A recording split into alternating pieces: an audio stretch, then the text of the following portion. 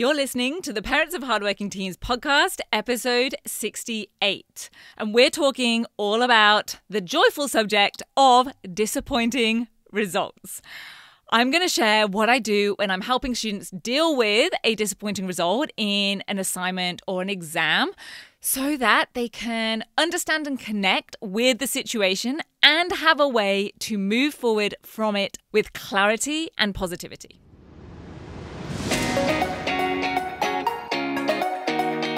I'm Katie Jones, and with over 15 years in education as an award-winning high school teacher, international external examiner, and as a study coach, I've helped thousands of students skyrocket their results and confidence. And this podcast is where I share all my insights, tactics, and tips with you, the parent, so you can help your hardworking teen get happy, smart, and successful in their study, and have you both enjoy the journey along the way.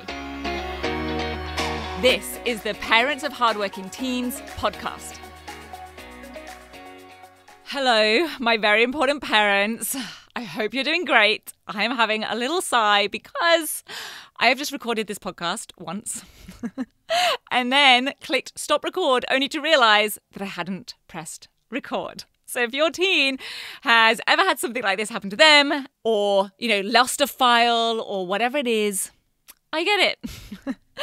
And I heard a tip very recently that definitely helps me right now in this situation. And it was, if ever you have to do something twice, it's probably going to be better the second time. So hopefully that means that this episode should be really smooth and really awesome for you to listen to. And I think it's kind of fitting, isn't it? Because we are talking today about disappointing results. Because I know that there have been trials, mock exams, and other exam blocks for a lot of students here in Australia and New Zealand recently. And if you're in the UK or international schools, then I still hope this will be really useful right now because for you, the new school year is just kicking off. And unfortunately, a disappointing result of some sort is going to happen for all of us at some point. It did for me as a student. I see it happening for students today. So I thought it would be helpful to talk about what I say and how I try to help students when this happens for them. And to be clear, I am no psychologist. I have zero training as a counselor, as a therapist, as a teen psychiatrist, or anything else that would actually qualify me to share any advice on this.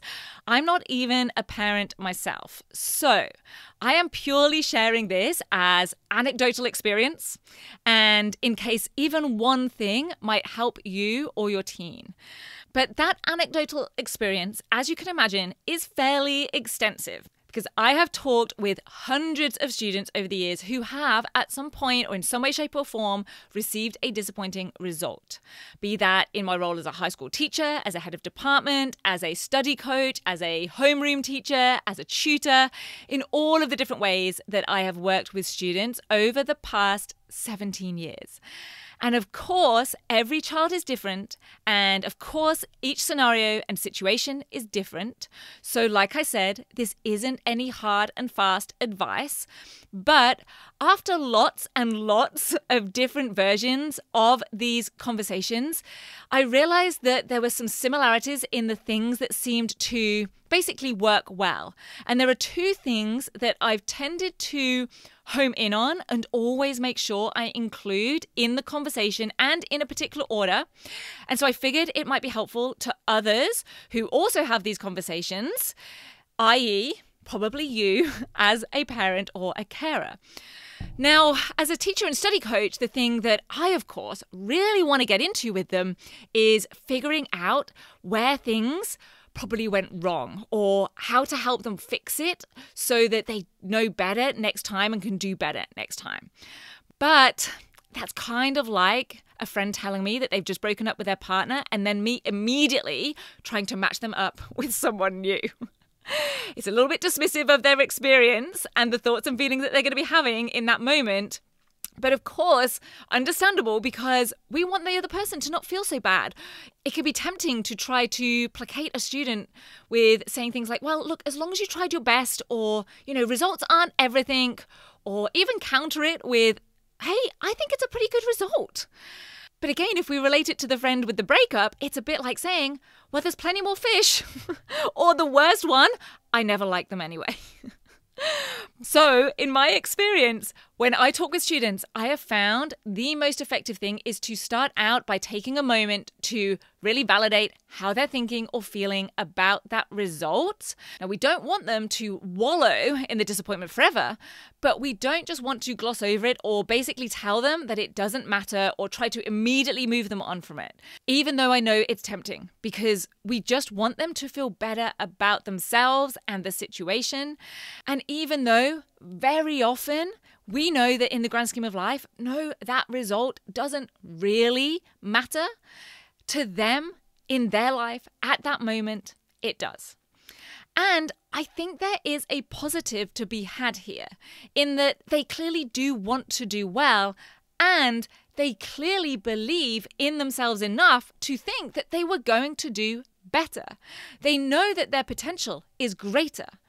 And this is a great thing. The worst case situation, I think, is where a teen has lost faith in their ability. They've lost their self-confidence and self-belief, so they don't even expect to do well.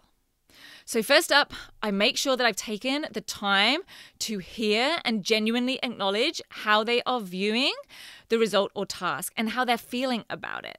And likely you are already much better at this as a parent than I am. Because like I said, psychology or emotional well-being or parenting is not my area of expertise. But I have found that students aren't really ready to actually tackle or evaluate or critique the nitty-gritty of the task if they haven't been able to embrace or share or I guess process that first stage of really taking that result in. So it's only once I've done this and sort of gauged where they're at and have shown that I understand how they're feeling, only then do I let myself loose on the area that is my expertise and that I do see as my strong suit, and that I'm going to focus on sharing in this episode because it's likely that it might be less of an area of expertise for someone who isn't an educator or an assessor, and therefore I hope it is helpful for me to share a little bit more on this. Because ultimately, we want to make that exam or assessment informative and useful for your teen, not just a mark on a piece of paper, something to be done and dusted. And that can be tricky because so often we want to put stressful or hard things behind us and move on and breathe a sigh of relief that it's just done, whether the outcome was good or bad or somewhere in the middle. We just want to move on. But there is so much to be gained from an in-depth dissection of it all. We really do want to identify at least one reason as to why they got that result. What we don't want is for them to come away from everything feeling confused and uncertain, because that's likely to then carry through to other tasks in future. Because if they thought that they'd done a lot of things right on this task, but then didn't get the result that they were hoping for or that they expected, then they're likely going to doubt themselves on upcoming tasks because they'll think that they know what to do, but they thought that last time, right? And it didn't work out. So maybe they don't actually know what they are doing here. They're going to question themselves. There's going to be a lot more uncertainty. And so there are two aspects to getting into this. Number one is dissecting what they actually wrote and submitted and the marks that it got or the criteria that it hit or didn't. And then the second part is dissecting how your teen actually worked on it.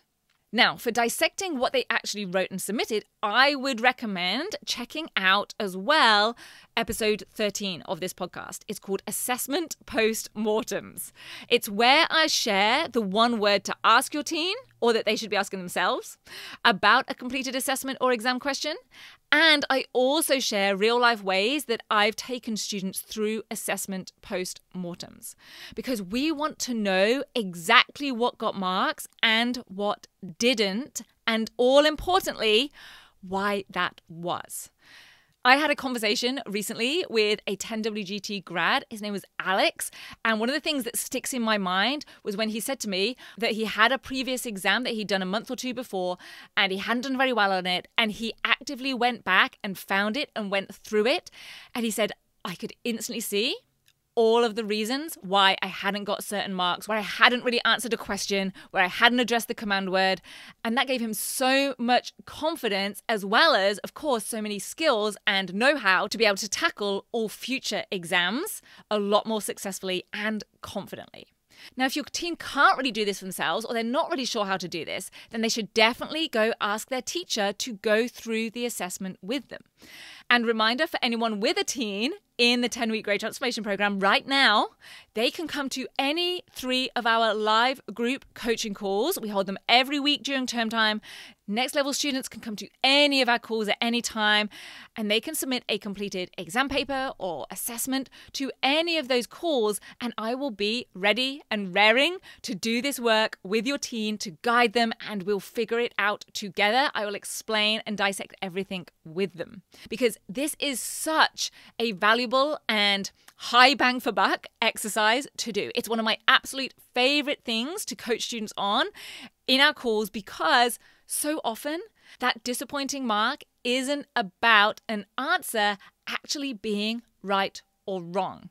It's about how they answered, or how their answer did or didn't align with the mark scheme. And you can most likely resonate with this in some way. So for example, let's just say it's an English essay. It's unlikely that they've written about the wrong character, or they've described a scene totally wrong, or even written about a totally different theme than was asked. That is unlikely to be the issue. So it doesn't matter that they're not going to get that exact same essay question again, or maybe they don't even need to study Romeo and Juliet anymore ever again. It's about how they analysed, or perhaps didn't properly analyse, or in an exam, it's how they addressed the command of the question or didn't, or how accurately they predicted the mark scheme just from reading the question or didn't. And these are universal skills that can be used, in fact, need to be used again and again in every subject and in all different types of tasks and assessments.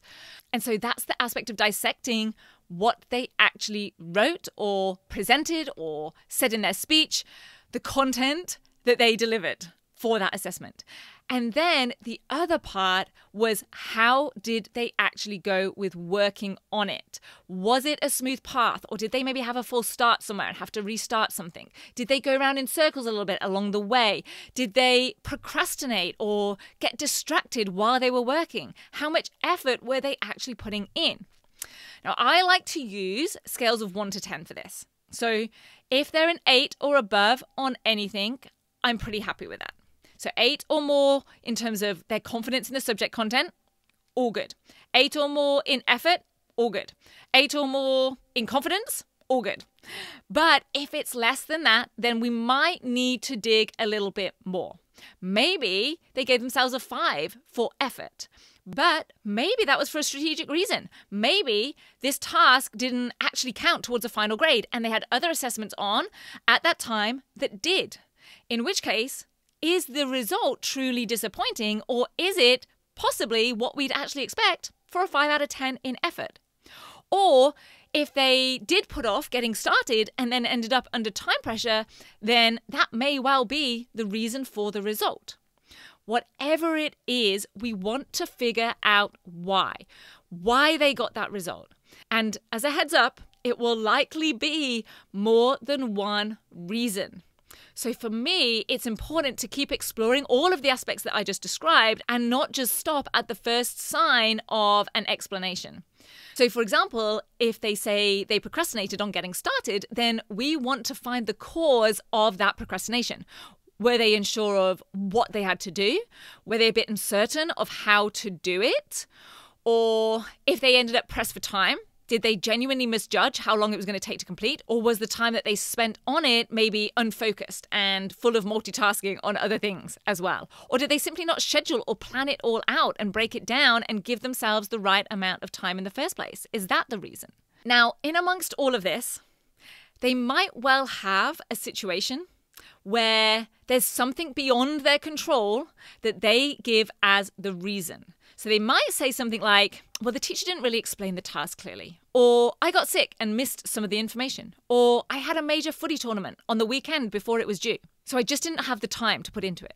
And this is where I like to encourage students to consider how they could make a more positive impact here.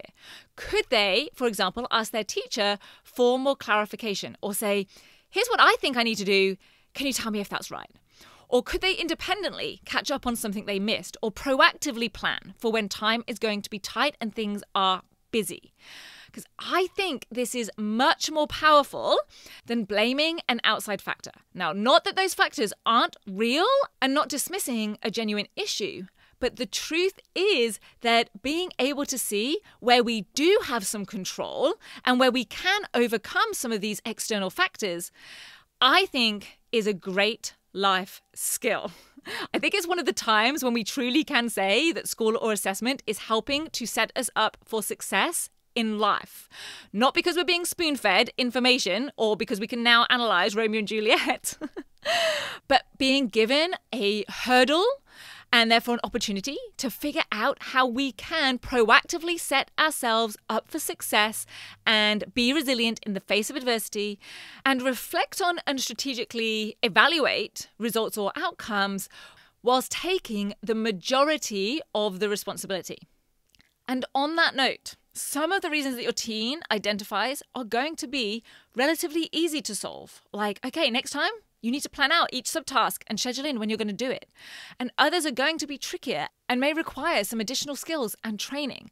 But all of them are solvable, or at least steps can be taken to improve them.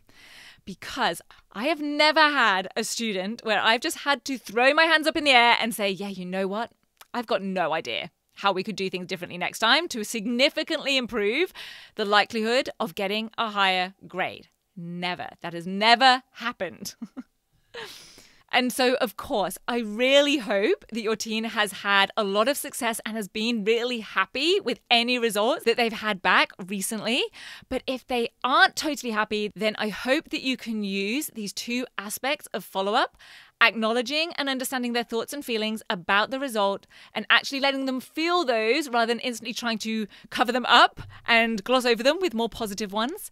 And then trying to identify the skills and techniques that they need to use or learn or hone in order to work and perform in a way that creates more success for them next time and in a way that best reflects their true ability and the effort that they've been putting in.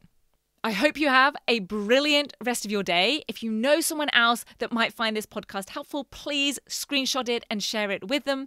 If you want to make sure that you don't miss an episode, make sure you click to follow or subscribe, and I will see you back here next week. Take care. Bye. If you're ready to have your teen achieve their best possible results with less stress, then I want to invite you to enroll them in the 10-week grade transformation program, where they're going to learn the key concepts, skills, and strategies to catapult their performance in assessments and exams. It's risk-free. They either achieve bigger and better results with a whole lot more confidence in 10 weeks, or we refund you in full. Just head over to www.rocksolidstudy.com/program, and I'll see you there.